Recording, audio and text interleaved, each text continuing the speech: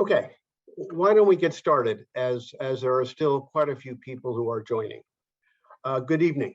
My name is Nicholas Karides, and I want to welcome you on behalf of the Hellenic-American Cultural Foundation to another virtual event. As you may know, this foundation was organized 10 years ago to promote high-quality educational and cultural programs and events for persons interested in the rich history and legacy of Greece.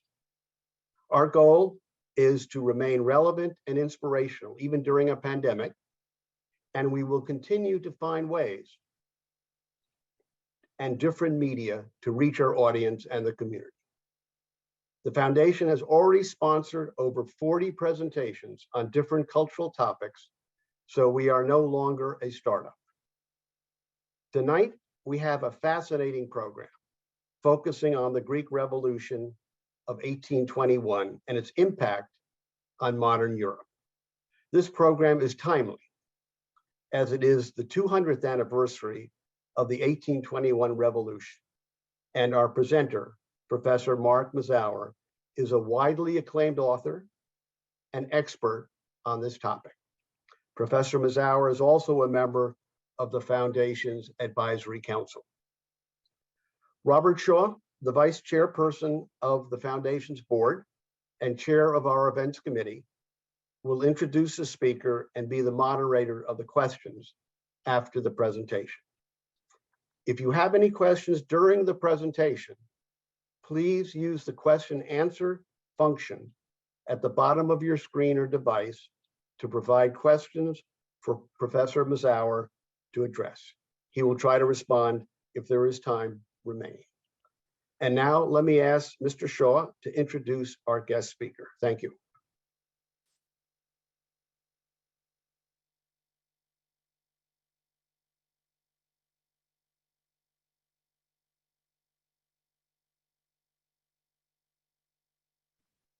Thank you, Nick. I'm delighted this evening to introduce Professor Mark Mazower, who will talk to us about the subject of his book to be published on November 16, The Greek Revolution, 1821, and the Making of Modern Europe. Many of you will have read some of Mark's books, and others will have heard him speak before. His books have included histories of Salonika, the occupation of Greece during the Second World War, and now the Revolution of 1821, and the struggle to establish a Greek nation state. This most recent work has already received praise from reviewers, including from Tony Barber in the last weekend edition of the Financial Times, where he described it as a fast-flowing narrative and insightful analysis. Mark will talk to us tonight about the challenges and complexities of writing on this subject, and will discuss the most recent historiography, including research from the Ottoman archives. He will also explain why the Greek Revolution and the creation of the first Greek state were events with consequences that went far beyond the borders of the small Greek state that emerged in 1832. Mark is the Ira D. Wallach Professor of History at Columbia University and has received praise for his excellence in teaching. In addition to his many works on modern Greek history, he has also written books on the development of the League of Nations and the United Nations, the administration of Nazi-occupied Europe, and a moving story of his family and its life in London where he grew up and its origins in Tsarist Russia. Earlier this year, the Hellenic Republic made Mark an honorary citizen of Greece in recognition of his contributions to the study of Greek history. He is the founding director of the Columbia Institute for Ideas and Integration in Paris and the Stavros Niarchos Foundation Public Humanities Institute. I am sure you will all find his talk of great interest and that it will prompt many to read his book when it is published later this month. I see it's now possible to place an order for the book on Amazon. Mark, thanks for agreeing to speak to us. We look forward to hearing your talk.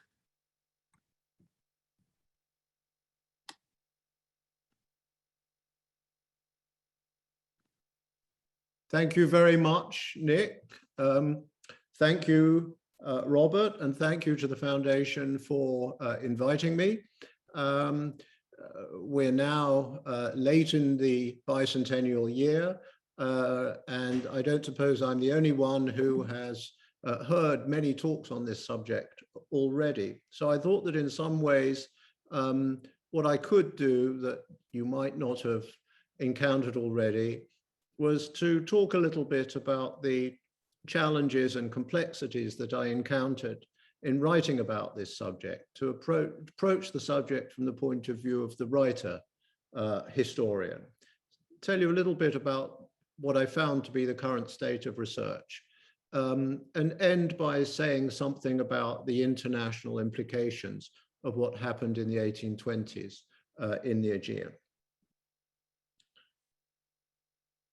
Well, one of the difficulties of writing about this subject is that it's one in which every Greek feels they are some kind of expert because they've grown up with this, with the stories of 1821 at school and at home and in the culture. So there is a sense that the story is a familiar one, and that the names are familiar ones, the names Kolokotronis and Karaiskakis and others.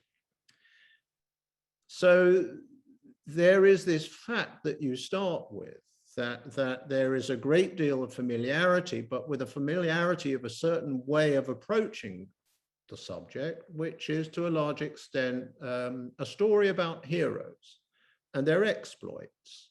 And you rapidly realize as you get into it that this is a very partial view of what happened.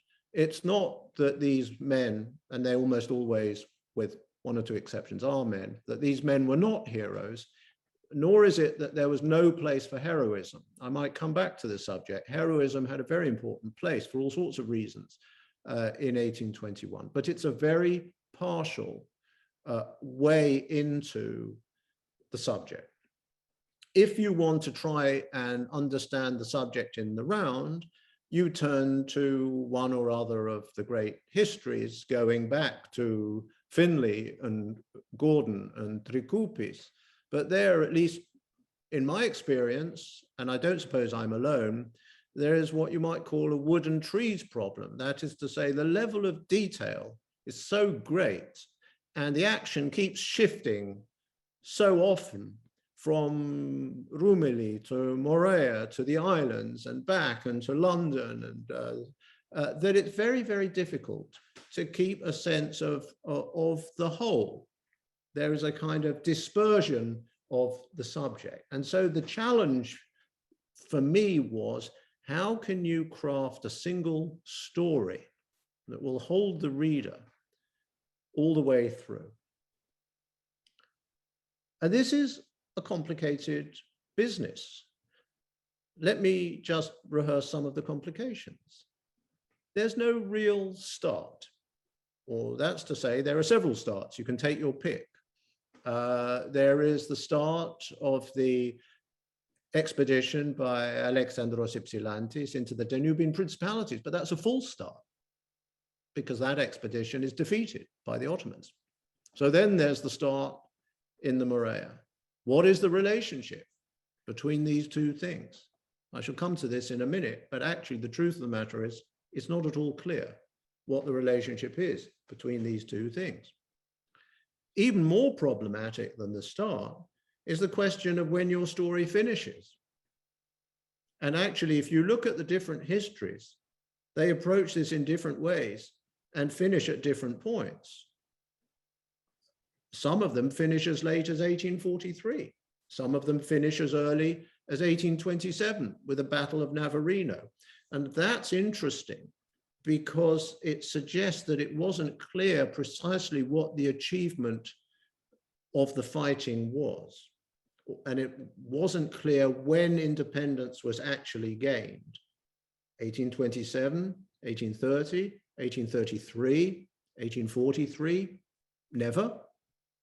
So there is one complexity for a writer there. Then there is a second complexity around the question of identity. Conventionally, we all think of this as a war between Greeks and Turks. Now, in fact, that turns out to be a little more complicated than one might imagine. There's first of all the question of what we mean by Greeks in a context where there was really no territorial conception of what they were fighting for at the very start. Later on, it developed. So broadly speaking, we're talking about the Greek-speaking Orthodox populations of the Ottoman Empire who were faithful to the Patriarch in Constantinople, broadly speaking. But then, of course, as you know, the Kunduriotis brothers and others from Idra spoke Albanian.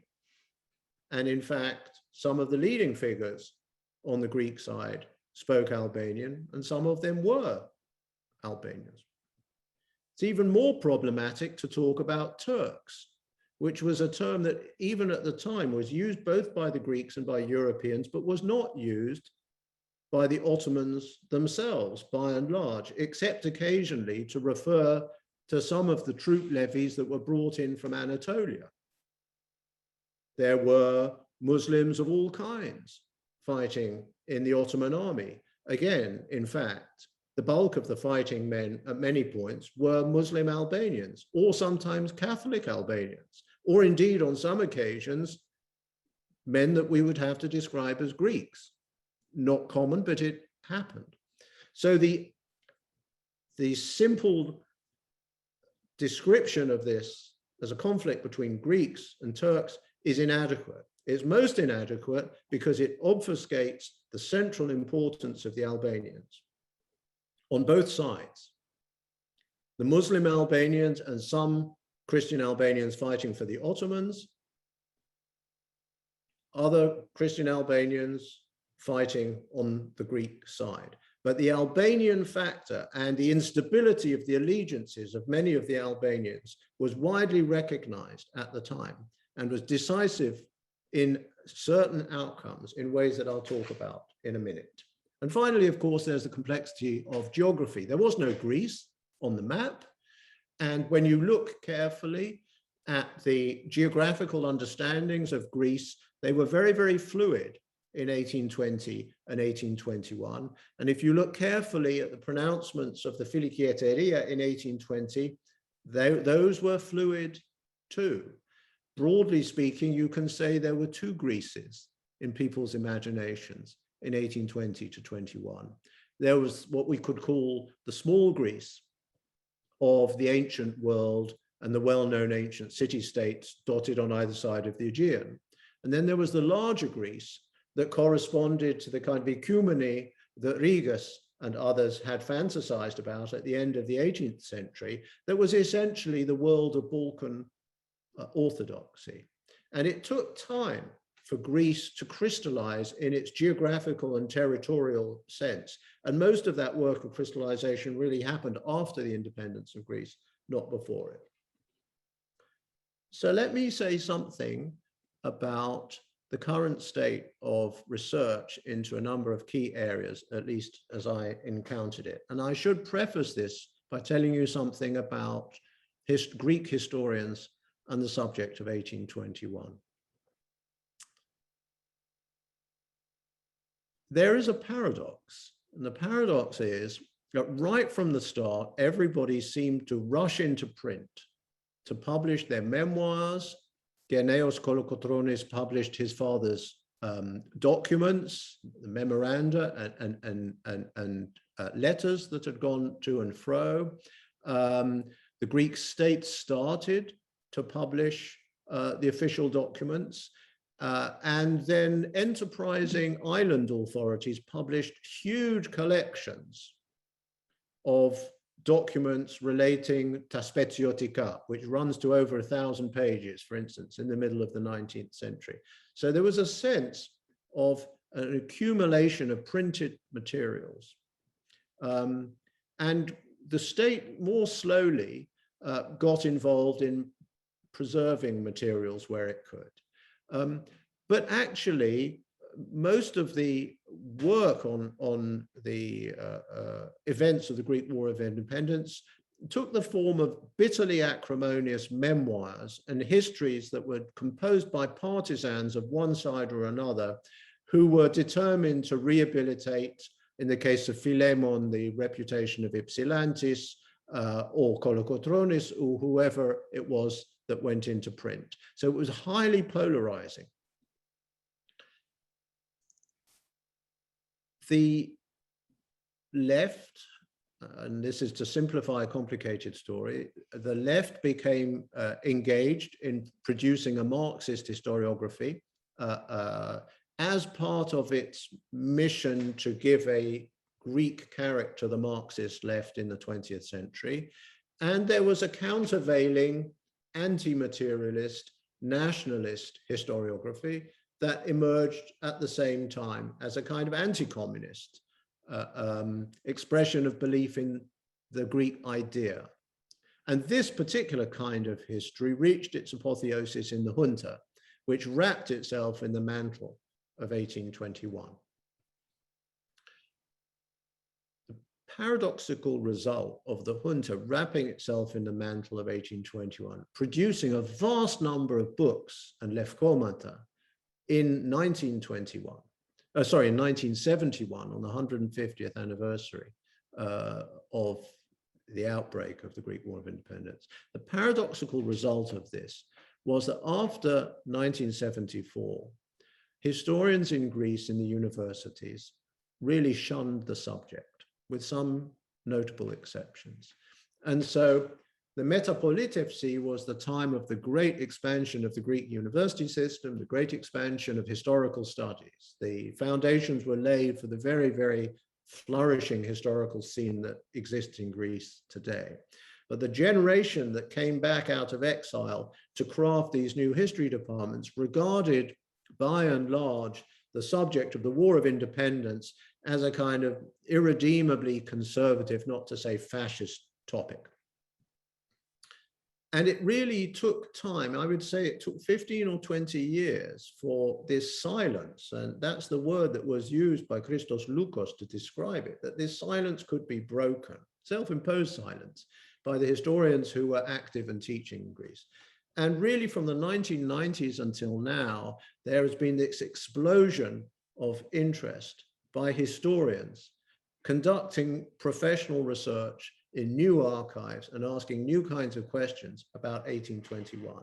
So that when I came to write my book, I had the benefit of this extraordinary literature that is now 20 or 30 years old, that has brought to light many things that we didn't know, complicated many things that we thought we did know. And let me just go into some of these briefly to give you a sense of what it's like to try and make sense of this. Well, let's start at the beginning. The Philiki Eteria. What was the Philiki Eteria? There is, of course, a heroic story to be told about this extraordinary achievement. And it was an extraordinary achievement because it wasn't the largest of the secret societies that flourished in post-Napoleonic Restoration Europe, but it was far and away the most successful. It was much more successful than the Italian Carbonari or the French Charbonnerie or any of the others. It was the only one that precipitated an uprising that eventuated in an independent state. It was an astonishing achievement from the perspective of its founders in 1814 or 1815. But this glorification of the Eteria tended to disguise just how remarkable a story it really was. In fact, it had been 2 years before the Eteria amounted to very much more than a couple of dozen commercial losers, really, who had lost out in the commercial downturn after 1815. Many of them were merchants or seamen. It didn't amount to very much at all. The real story of the Eteria as an effective organization really starts from 1818 onwards. So it's compressed into a much shorter space of time, 2 or 3 years. What are the sorts of things that our attention has been directed to that we didn't know much about? Well, here are a couple. One is the extraordinary respect that the Greeks of the diaspora, by diaspora I'm talking about around the Black Sea, paid to educated young men. So there were educated young men in the universities in Padua and Paris and elsewhere who were the essential conduits of some of the revolutionary ideas of the Napoleonic era. And men like historians like, I think, a wonderful undersung historian called Kokonas, who's written an excellent book on one of these figures. They've focused on what you might call the second tier level of eterists, men whose names are not familiar to people, who flew under the radar screen. Vasilis Panayotopoulos, the doyen of the Greek historians of 1821, a remarkable man, has written a fantastic book about a man called Kandiotis, who was in the entourage of Kapodistrias, and who was an eterist and a very important eterist. So we have a sense of the milieu of these guys. We have a sense of their connection to Western learning, and we have a sense of their intimate knowledge of the Russian court and the Russian scene. And they were very, very influential in organizing and mobilizing a whole variety of figures who would then go back to the Morea, go back to Epirus, and go back to the islands and spread the word. The historians, I'll be honest, at this point, the historians really disagree about how important the Eteria was in all of this. Some historians that I respect greatly think its importance has been massively exaggerated. Others think that the revolution would not have happened without it. I tend to be of the second camp, but explaining how exactly it engineered the revolution is a complicated business. For instance, if you take the case of Alexandros Ypsilantis, who is made into the leader of the Eteria, Ypsilantis, frankly, was a completely hopeless organizer. He was a romantic in love with the idea of himself as a leader of the new Greek nation, who kept changing his mind every 5 minutes about where and when the revolution should take place.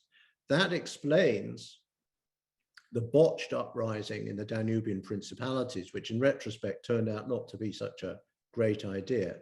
But it also raises a question mark about the circumstances in which a decision was taken to mount the uprising in the Morea, and in particular, the question of what the timing was supposed to be. We all know the national assumption that everybody had decided it was going to take place on March the 25th. In fact, I can see very little evidence in the documents of the time that anybody had a very precise sense of when the uprising was going to be, because the planning coming out of the Eteria was so hopeless. And if you'll forgive me, I'll read you a section from what I wrote that goes into this complicated question of the Morea on the eve of the uprising and who thought it was going to happen when. So it's the first of two sections that I thought I could read and then talk briefly about. And this begins at the end of 1820, when Ypsilantis' emissary to the Morea, Papaflessas, is sent off from Constantinople to the Morea with money to prepare the Moreots to rise up, and with the instructions from Ypsilantis about when they should do so. And of course, the key question is, what were those instructions? So when he set sail in late 1820, carrying a considerable sum in Eteria funds, Papaflessas must have already known that the uprising would not happen before the spring. Ypsilantis had already changed his mind at least twice on the timing. But unaccountably, Papaflessas had not yet heard that Ypsilantis committed himself to the Danubian option instead. So Papaflessas sails to the Morea thinking that Ypsilantis is on his way to the Morea. And he was still expecting the prince to arrive in the Peloponnese to take command. He sailed to the coast of Asia Minor to commission a shipment of munitions, called in at Either and Spetsi to whip up support for the revolution, and arrived off the Peloponnese shortly before Christmas, expecting Ypsilantis to be not far behind him. While the Moreot notables argued among themselves over who should run the business of coordinating their activities, Papaflessus sent them an utterly fantastical scheme, calling on them to create an army of, quote, only 25,000 men, experienced in arms and organizing into units with officers ready for action when Ypsilantis arrived. This was a complete impossibility. This was typical of his lack of realism. Learning who the Eteries' new emissary was, one Kotsabashi who knew him was horrified. And this is a quote, Papaflessus, poor, we're done for. A critical secret meeting took place at the end of January 1821 between Papaflessus and the most eminent of the Eteries members in the Peloponnese at Forstitsa on the Gulf of Corinth, where, as you know, they interrogate him on what the plans are, and he assures them that they're coherent and the Russians have committed to backing them, and they don't believe him. Instead, they waited for their own emissaries to Moscow to come back to confirm what he had said. Mavromichalis had sent his own emissary to the Russian court, to Capodistrias, to find out firsthand if the Russians were really coming, and this man had been killed by the Eterists on his way home to prevent him from telling them, bringing back the truth of the matter, which was that the Russians were not supported. From what we can tell from the sources, the notables of Ostitsa agreed to work to prepare the peninsula for Ypsilantis' arrival and to aim for a late March uprising, as most people think, but with the possibility of pushing it back to 23rd of April, St. George's Day, or even in the worst case to May, if they had still not heard from Russia before then. They were not to meet again as a group before the insurrection began. And now an interesting anecdote that sheds different light on this. It must have been in early February, some days after the meeting at Forstitsa, that a young Eterist from Tripolitsa went out into the hills early one morning pretending to be hunting. In fact, he had a secret rendezvous with an Eterist agent who turned out to be none other than Papaflessus himself. Disguised as a beggar, Papaflessus was initially nervous, mistaking the armed young Greek for a Turk, but once the misunderstanding was cleared up, they exchanged their codes and embraced, and Papaflessus revealed who he was. He told the young man he'd come, quote, from the source of the revolution, Russia, and wanted to know the state of preparations in Tripolitsa. He went on to say that the local Greeks there should be ready to rise up any day, that 10,000 men would surely be appearing in the hills above the town, and a musket fusillade from a nearby mountaintop would be the signal for them to take up arms and head into the streets to fight. The result was that the conspirators in Tripolitsa got very excited and immediately readied themselves, taking their arms out of hiding and preparing for the great day. And then I quote from the young man. However, many days passed and we saw no army arrive, nor news from abroad, and we fell back into inactivity, unsure what was happening and what we should do. This testimony is crucial because it makes clear that Papaflessus was following his original orders from Ypsilantis, and those were to hold things in a state of readiness for his arrival. No specific date had been set either in Russia or elsewhere afterwards for when the rising should take place. And in fact, it was only a week or two after this that Papaflessus sends a historical letter or two back to Ypsilantis complaining he's been left in the dark and wondering why Ypsilantis is taking so long.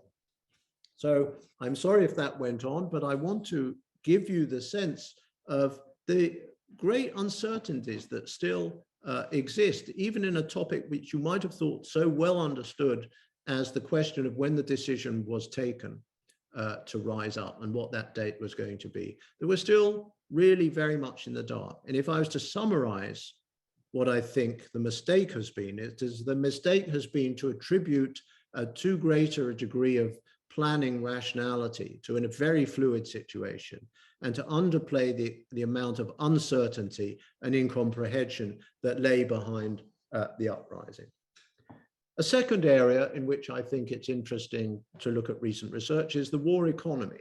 Very little attention had been given by the early historians to the very important question of how the Greeks had kept going, how they managed to keep fighting, how they paid for the war. Wasn't really from foreign contributions by and large. And there are two answers to that, land and sea. That is to say, in the Peloponnese, the war was essentially paid for by the peasants who were under the control of the political leaders of the revolution. And therefore they could be forced to hand over the surplus to feed the soldiery who were doing the fighting. There's a subsidiary source of revenue, which is loot, but loot is short-lived and unreliable. However, at sea, it was a different matter, because the owners of the great ships of Hydra and Spetses and Psara and elsewhere had no control over any agricultural surplus. Indeed, in most cases, that's why they went to sea, because their islands were dry and arid and not farming islands. And so what they come to realize is that they have to have control over the food surplus islands of the Aegean, above all Chios, far and away the most important of them, if the naval campaign is to keep going. And when the first Greek provisional government in the spring of 1822 gets round to defining the administrative organization of the putative new Greek state, it is in order to provide the authority for the leaders on Hydra and Spetsi to go to the other islands and seize the surplus in order to pay for the naval war. And so we have now learned, thanks to the work of Jelena Harlaftis and a whole network of historians of the merchant marine and the sea war, just how the fiscal mechanism of the revolution arose as a result of the needs of the war effort and the needs of the sea effort in particular. And that's just the critical question of the payment of the war effort at sea. But there's a much larger question in general about what the economic repercussions of the war were and who is ultimately paying, not only for the Greek side, but for their opponents as well. The third and last topic that I just want to allude to, and then I will come to the Ottoman and international dimensions. Third and last topic is the question of the kind of ideas that were in people's heads. What do I mean? Well, the traditional historiography on 1821 says that this was a war for the independence of the Greek nation. And some idea of the nation, of fighting for the nation, was there in men's minds.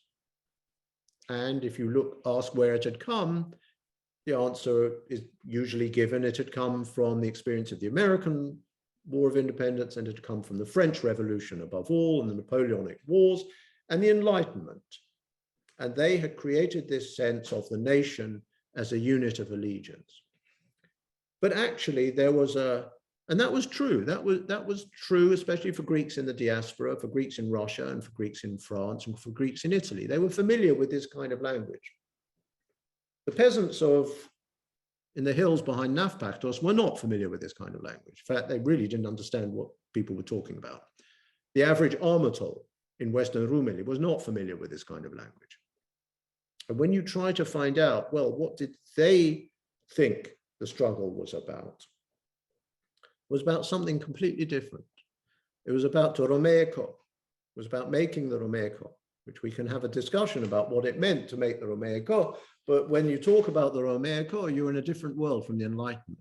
You're in the world of orthodoxy. You're in a world of millenarian dreams. You're in a world of a vision in which the Virgin Mary sweeps the Ottomans away, kills the Sultan, replaces him with a Christian ruler, and brings back the Christian faith and to a kind of new Byzantium. It's a completely different world. This whole atmosphere of popular orthodoxy that I believe was very, very important in understanding how many ordinary men and women understood to themselves what was going on, we are only beginning to appreciate.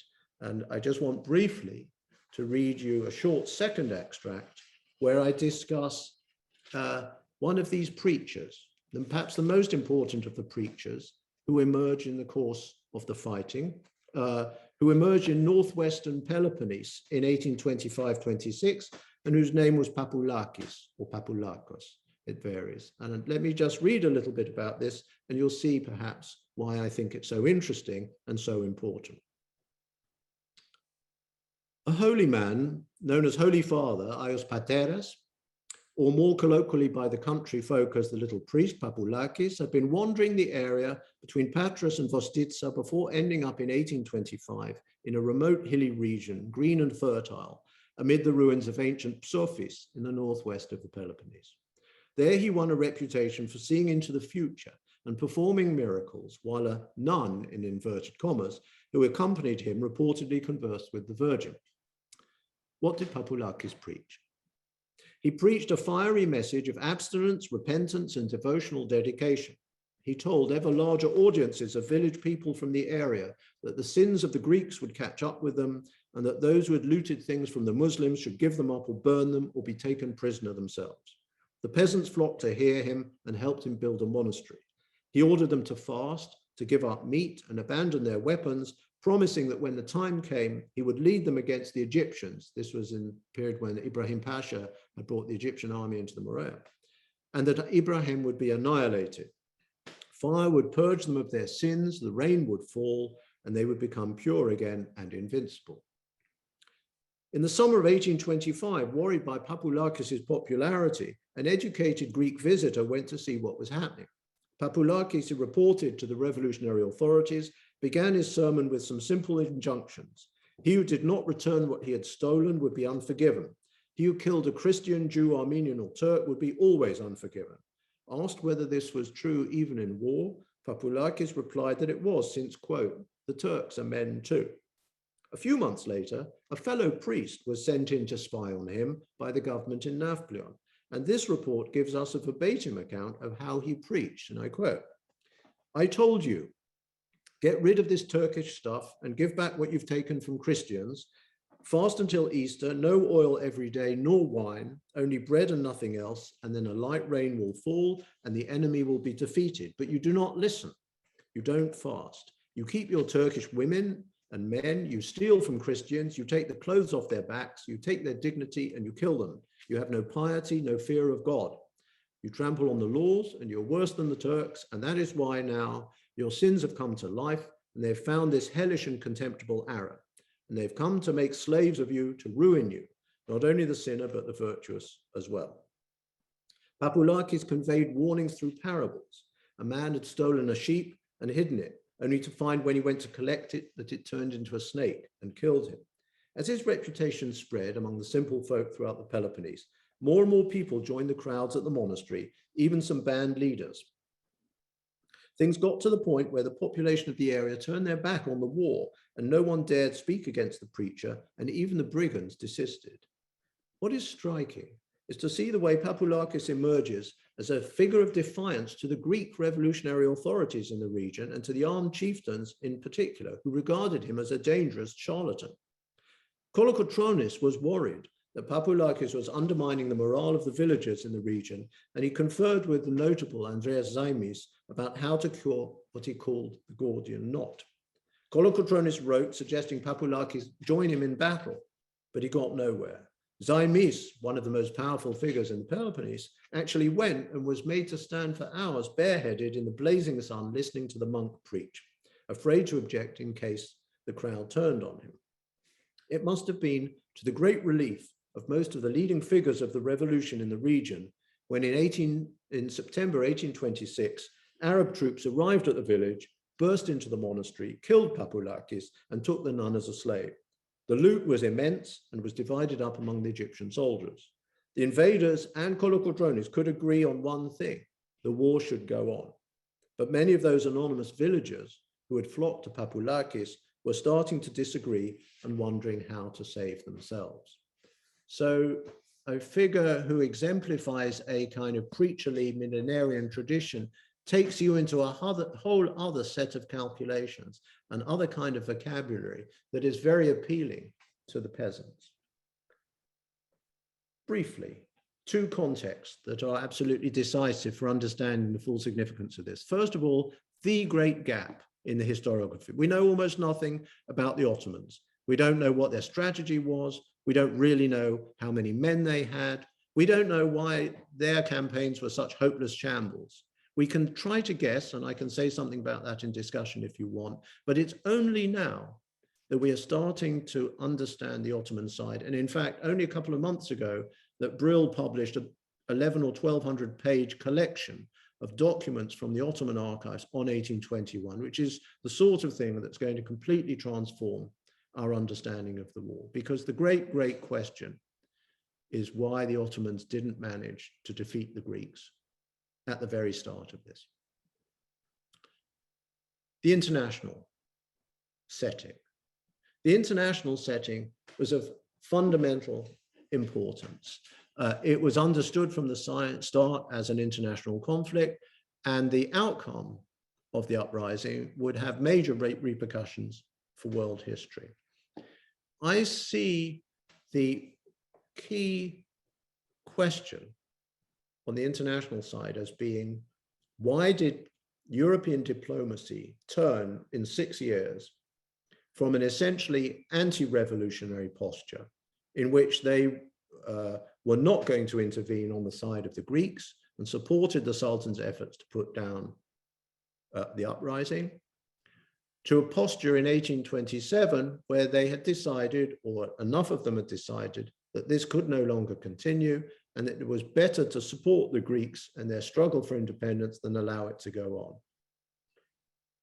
You can trace this through the diplomacy, but I think that what is so interesting is that this is perhaps the first time in European history and in modern history that you can see public opinion emerging as a political force. Public opinion was a new factor in the politics of the early 19th century and was recognized as such by liberal commentators. The first real manifestation of its power was on the question of the slave trade and abolitionism. And Western public opinion against slavery had put the question of abolition on the agenda of the Congress of Vienna, to the consternation of the diplomats. But this force was never seen to be as effective as it was in the case of the Greek struggle. And so one of the things that I want to do in this book was show the ways in which the cause of the Greeks became a kind of mobilizing force that created or articulated or expressed a kind of liberal conscience across Europe in the critical years of 1823, 24, and 25. It's a complicated story. It's a melange of the memory of Napoleon, the tremendous impact of Byron's death, the new availability of print, and other things as well, such as the power of art in those years, the power of paintings and painters like Delacroix to move people, the power of musicians, Rossini is the key case, to whip up people's emotions quite consciously, produced cumulatively a huge, powerful force that acted upon the public sentiment and the statesmen of France and Britain. And that was enough. That was enough, and the Russians came in for their own reasons. So 1821 and the cause of the Greeks as the issue that makes visible for the first time in world history the power of public opinion, I think is very, very interesting. Let me just end by saying something about why this matters in world history. It matters in world history because although there had been revolutions before that had eventuated in independent states, what you got after 1827 was something quite new. It was a revolution designed to create not a state out of a former colony in the transatlantic sense, but a nation state out of a multi-ethnic empire. That's what you ended up with by 1832 or 1833. The Greeks had pioneered, for better or for worse, the emergence of a new form of polity that was built around the power of nationalism and the promise of nationalism. And the nationalists in Italy and Poland and Hungary, to name the three most important national movements of the middle of the 19th century, were inspired by the uprising in Greece and saw it as an example. And in fact, Greece became a refuge for them when their own attempts at uprising failed. But looked at from the perspective of the First World War, Leonard Woolf, Virginia Woolf's husband, who was a theorist of political organization, said that this, in fact, had been the great achievement of 1821.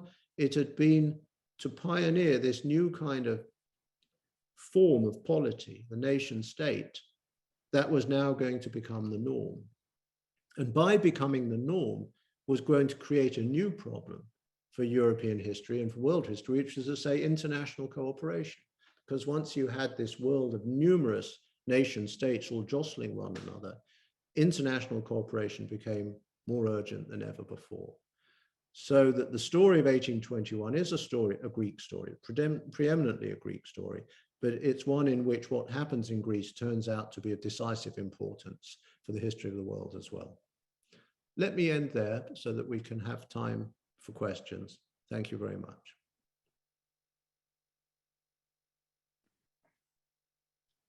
Well, anyone who has questions can send them in by text, and anyone who has questions can send them in through the question and answer window. We have some questions already. I have a question from, or we have a question from Mr. Ted Zervas, who says, how would you identify the Albanites during the time of the revolution? Can we say that they are not Greek or Albanian, but more of a hybrid group? I think many of these identities are really quite fluid at this point, because they don't, what identity you are carries high stakes by the end of the 19th century, not to mention the 20th century, because it carries with it a kind of possible claim to territory. Mm. But that's not true of the Ottoman context. And so I think that it depends who you're talking about and who is describing them. I mean, as far as the Ottoman authorities are concerned, they're all Albanian, and for that matter, all equally untrustworthy. The Greeks, of course, will make certain kind of difference between the population on Idra or Spetsi and those who live in what they call Arvanitia, which is quite different. But I think that we've forgotten the degree of familiarity that most Greeks in the Morea and the islands have with the Arvanites, and in general, and with the Albanian language. And they can, many of them can make themselves understood. And once you start excavating and move away from the kind of high glamour stories into the backstories of families, there's a really fascinating story, for instance, that Kolokotronis' secretary, Rigopoulos, tells about Kolokotronis, which he says that, according to him, when Kolokotronis was a young boy, in the battle in which his father was killed, if I remember correctly, two of his brothers were captured by the Ottomans, and he eventually manages to ransom them. But, says Rigopoulos, there was also a sister who Kolokotronis didn't talk about. And this sister, he says, ended up in Albania, married to an imam. And when Kolokotronis was in the Ionian Islands and went onto the mainland to fight, he met her and they fell into each other's arms. And as we know, he had a very close relationship with the Turco-Albanian leader Ali Farmakis in the Western Peloponnese. So there was a familiarity in this milieu before 1821 that most of the histories we have now really underestimate, I think. From Haris Milonas, how did the UK loans influence the Greek revolt? Well, they had an influence, but I'm not sure it was the influence that they were supposed to have. And I think it's pretty clear what the influence was. I think it's very much to the credit of Lord Byron, who I came to have a great deal of respect for, as I found out more about him, and who was anything but Byronic in his approach to things, was very canny and very cautious and very worried about whether this money would end up in the wrong hands. It ended up, of course, in the hands of Kounduriotis and in Idra, underwrote the victory of that faction in the civil war. as far as I can see, and there's now an excellent dissertation by Simos Bozikis of a couple of years back on the economics of the Greek war effort that goes into the use of the loans in particular. It's now a book just out this year or last year. My reading of the data in that book is that the Idriot notables absolutely controlled the uses of the loan, and the loan was used to pay the ships. It was used to pay the Rumeliot band to come into the Morea to crush the opposition, and it was used to pay soldiers to guard Idra and Spetses in the event of an attack by the Egyptians. And that was it. It basically was not used to shore up the defenses of the forts around the Peloponnese. It was used in a factional, on one faction in the Civil War. And the benefits of it were mostly gone within a year, 2 years at the most. Helen Mazarakis asks, thank you for your presentation. You talk about the emergence of a nation in 1827, and yet Greece continues to be influenced and arguably even propped up by foreign nations. Could you please comment on this? The alternatives open to Greece in 1826, and I think this was understood eventually by the leadership, were not subservience to the Sultan on the one hand and complete autonomy and freedom and independence on the other. The price that was to be paid for the European support that was essential in bringing the war to an end and defeating the Ottomans. There was a price to be paid for that, and the Greeks could pay it or not as they chose, and they paid it. And the price was that you would end up with a polity that was the kind of polity that the European powers accepted. A monarch chosen by them. Actually, he had accepted constitutional rule, but one in which inevitably they were going to play a very powerful role. And Greece becomes, one way to think about what Greece becomes is a prototype for the monarchical experiment that the British and the French, but particularly the British, adopt then later throughout the Balkans and in the Middle East, where they will, in the old Ottoman realm, they will allow these peoples their independence. But they will say the condition for this is monarchy. We select the monarch, and in some cases, we create a system in which the monarch reserves the right to foreign policy decisions in particular, so that we always know what the foreign policy posture of these new independent states is going to be. So that's always a very conditional independence. And in that sense, Greece was the prototype for what was to happen. Celia Capsomera asks, do we have estimates of how many people, both civilians and soldiers, were killed on both sides from the years 1821 to 27? It's a very, very good question. The short answer is no. Let's divide it. Let me give you a slightly longer answer after that. And let's divide it into competence and non-competence. A great deal of effort was undertaken on both sides to minimize actual fighting and to minimize casualties. So we know about some of the great catastrophic defeats, the defeat of Drameli Pasha in the Dervenakia in the summer of 1822, or the defeat of the Greeks outside Athens in the spring of 1827. The Dervenakia defeat was a catastrophic defeat. Thousands of soldiers died.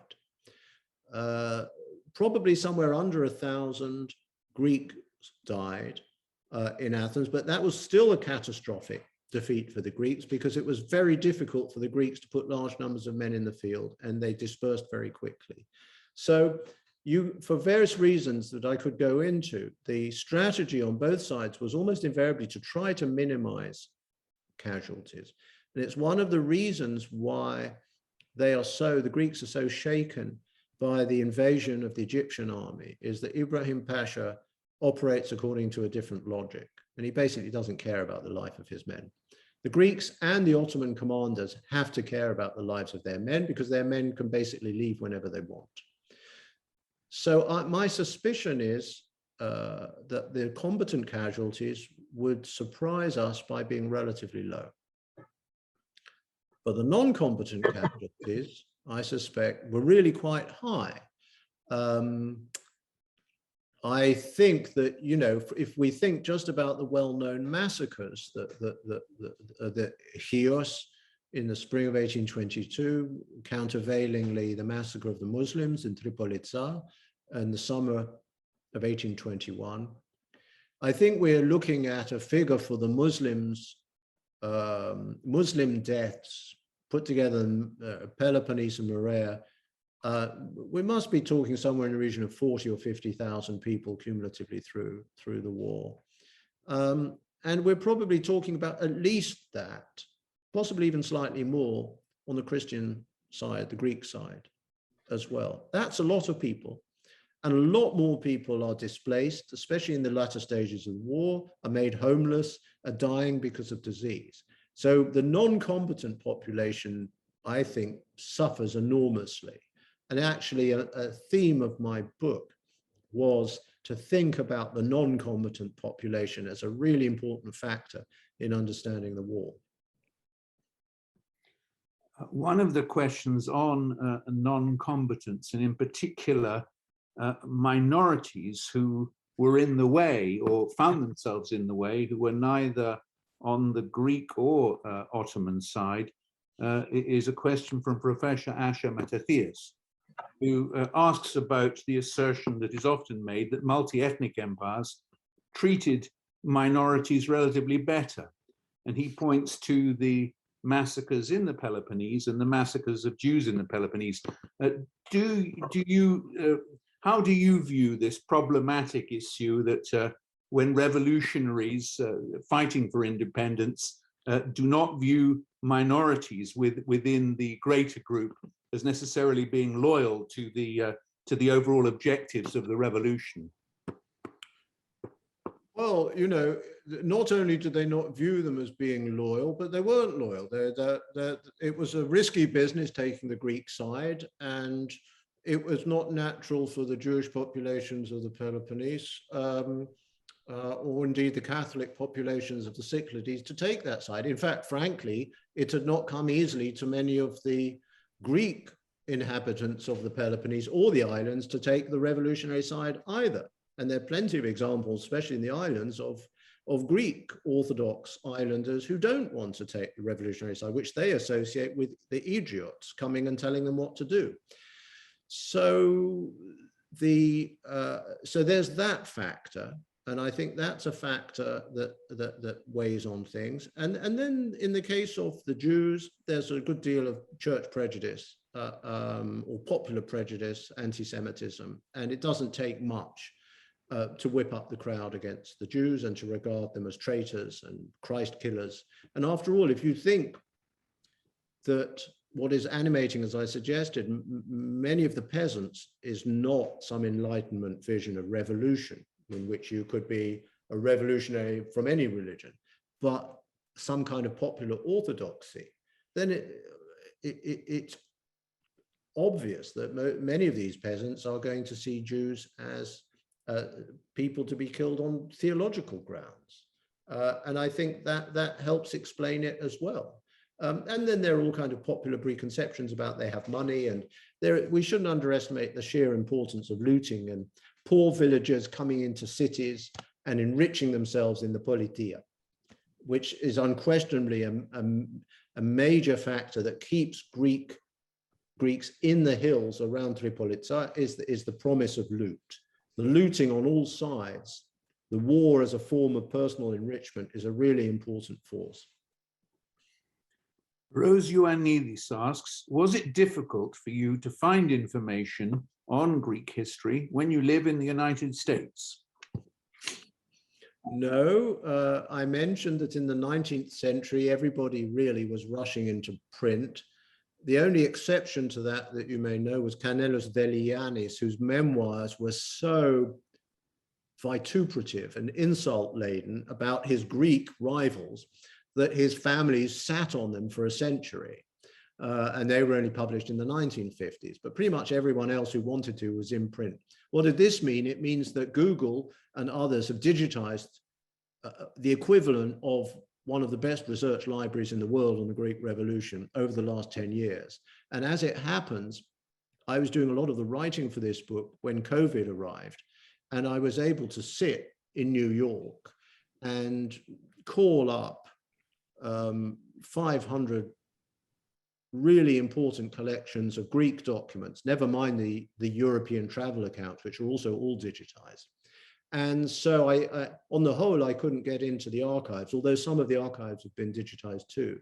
But there is, if you like, this published material, primary material, that has largely been digitized, and is, you know, underutilized. And digitization has changed everything for historians. There's a couple of questions on Lord Byron from Despina Konstantinidis and Ted. Yes, Despina Konstantinidis and Robinson Brown. And they are, could you tell us more about public opinion in Great Britain influencing British policies, and how significant was Byron's role in swaying public opinion? And also, could you expand a bit on the impact of Byron's death on the revolution? Sure. You know, it's interesting to me that if you read the memoirs of the revolutionaries, at the start of the war, their opinions of the British are more or less uniformly negative, because they associate the British with kind of colonial rule in the Ionian Islands, and also with a pro-Ottoman stance and a pro-Ali Pasha stance. So the British do not start the war as Philhellenes. And in fact, the Philhellenic movement in Britain is relatively slow to get off the ground. The primary driver in 1821 are ex-veterans of the Napoleonic Wars in France and liberal German students who are suffering Metternichian repression in Germany and Austria. And those are the people who flood to Greece in 1821 and 22. The British Philhellenic movement really gets off the ground only in 1823. It's led by Benthamites and radicals.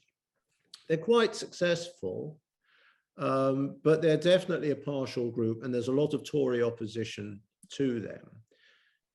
It's a kind of masterstroke of theirs to involve Byron, but of course Byron is a very polarizing and controversial figure in Britain as well. And Byron himself, I think, doesn't really change the equation, although what he does is he makes the Greek cause much better known. I think it is true that an absolutely decisive event is the death of Byron. The death of Byron is somehow associated in the mind of liberal opinion across Europe with the death of Napoleon 3 years earlier. Napoleon had died at St. Helena, just as the Greek Revolution was getting off the ground, and the news reaches Europe in July 1821. And there is this sense that if you are a liberal and you're fighting against the conservative restoration, Greece is your cause, and it incarnates in a way everything that was best about the Napoleonic cause and none of the worst of it. And Byron's death somehow comes to be absorbed into this understanding that the conservative restoration has gone too far, and there is a kind of heroism in embracing the Greek cause. So I think that's important, but I think the real places where public opinion really count perhaps are France more than Britain. I'm hesitating because I think that the man who's in charge of British policy and who's one of the most complex and interesting figures in this, the Foreign Secretary, George Canning, is not a man to be pushed easily by public opinion, but he uses public opinion to do what's really important to him. He doesn't really care about the Greeks, I don't think. He doesn't really care about liberal causes, but he really cares about Britain's diplomatic position in Europe. And in particular, that means smashing the power of Metternich and the Austrians and the Holy Alliance. And Greece is the cause that allows him to do that, because it allows him to detach Russia from the Holy Alliance and to work with Russia on the side of the Greeks. So you have this weird fusion of a public that is increasingly animated and a very canny politician who knows how to use this in order to really transform British policy and push it as far as it can go by sending the British fleet with the Russian and the French fleet into the Mediterranean. Of course, as you probably know, after Navarino, which happens shortly after Canning's death, the reaction of the British elite is horror. They'd never intended this to happen. They'd never intended the Ottomans to be defeated. Canning uses public opinion to get what he wants.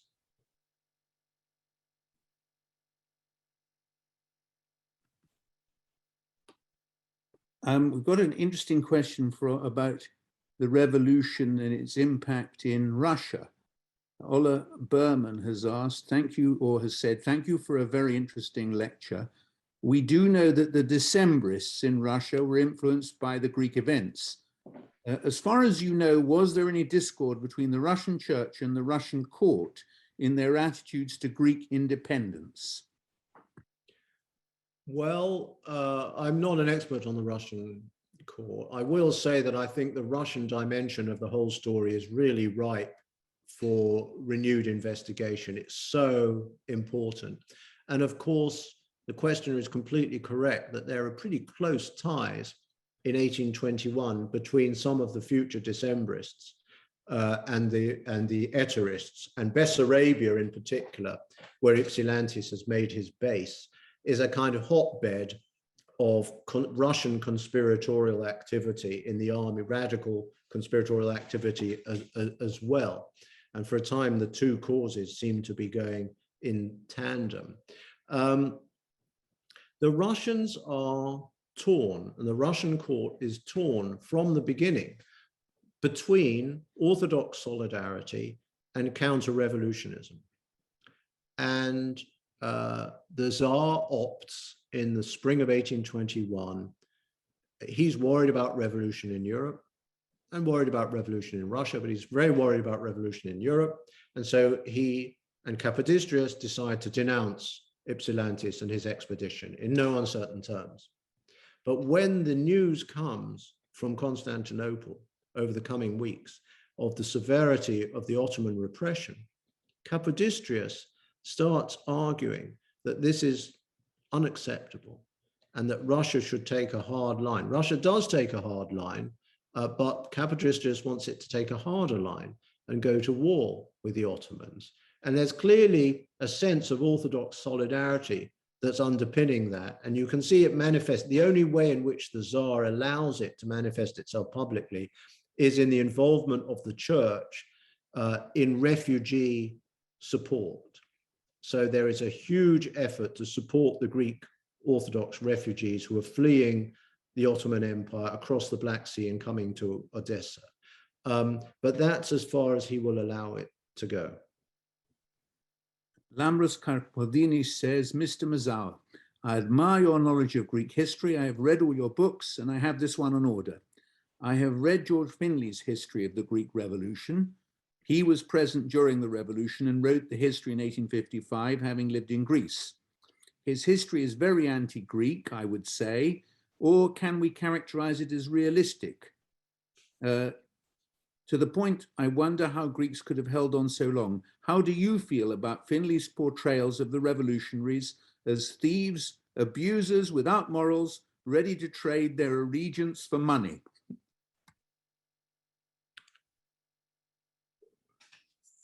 Finley was an interesting case. I mean, he was in some ways, I was going to say an Englishman. He wasn't an Englishman. He was Scottish, of course, a Scotsman of his time. He was a Philhellene. became disillusioned, but then somehow passionately embraced Greece and life in Greece and lived in Greece thereafter. So he was very conflicted, as many of the Philhellenes were. They were conflicted partly because they'd had unrealistic expectations of what they were going to find, but partly they were conflicted by what they found, by the infighting, by the violence against Muslims, by many things, and perhaps by the refusal of the Greeks always to take their advice. I think it's one of the great accounts. Gordon is the other one of the British eyewitness participants. It's one of the great accounts, but it's dated. It's full of these kinds of dated judgments that we wouldn't make today. It's full of the prejudices of its time. And of course, we know a lot more. He has the advantage of having been there and seen things, for sure. But we have the advantage of the archives. We have the advantage of being able to consider a whole range of factors that were hidden from him or that he didn't have access to. It's interesting. I think it was the first thing that I read to prepare myself for writing my own book was to write Finlay. My problem with Finlay is what I said at the beginning. It's not the prejudice. I don't think you can find a 19th century historian who's not in some sense evoking the sentiments of their time. I don't have a problem with that. We can decide for ourselves what we want to take from it and what we can't.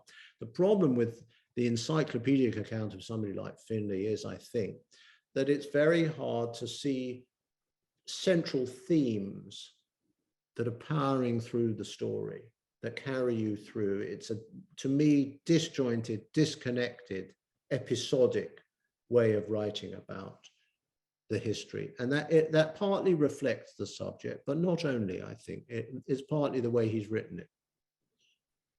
Stephen Bassett has asked a question that you touched on, and he asks, with all their power, how could it be that the Ottomans were defeated? What was the decisive trigger in their loss? This is absolutely the fundamental question. And it's astonishing that most historians of 1821 don't even bother to answer it, because they somehow assume that the Greeks were going to win. I mean, if you look at everything, demography, fiscal strength, there was no way the Ottomans should have lost in the spring of 1821. And of course, they restored control in the Danubian principalities in a matter of months, and they should have done in the Morea as well. Short answer, why they didn't. The demography in the Morea was more against the Ottomans than anywhere else in the empire outside the Danubian principalities. The Muslim population was probably 10% or less of the total. And moreover, most of the Ottoman troops had been removed from the Morea to go and fight against Ali Pasha. So that is a very important factor, I think. Having said that, it should have been possible for the Ottomans to regain control fairly easily, either in 1821 or 1822, both by sea and by land. So the first thing that we understand is that the Ottoman naval capacity was very restricted, and the Ottoman navy was led in a very timorous way. And the British, and the Greek sea captains of Either and Spetsi were very effective in interdicting the Ottoman efforts to resupply the fortresses around the Morea. The Ottomans did assemble a massive army that invaded the Peloponnese in the summer of 1822, but the combination of the lack of resupply from the sea and poor generalship on the part of Drameli Pasha led to the catastrophic defeat in the summer of 1822. Now, having said that, they should have been able to put together another army the following year to finish the job, and they weren't. And that points to the third factor, which is the shambolic state of the Ottoman military. Or to put it differently, they were still fighting with the old method of levies brought together by kind of military entrepreneurs and cobbled together from groups of freelance soldiers who would only stay in the field for a short period of time under certain conditions. Discipline was very poor. The armies would disperse very easily. The campaigning season was barely 6 months long.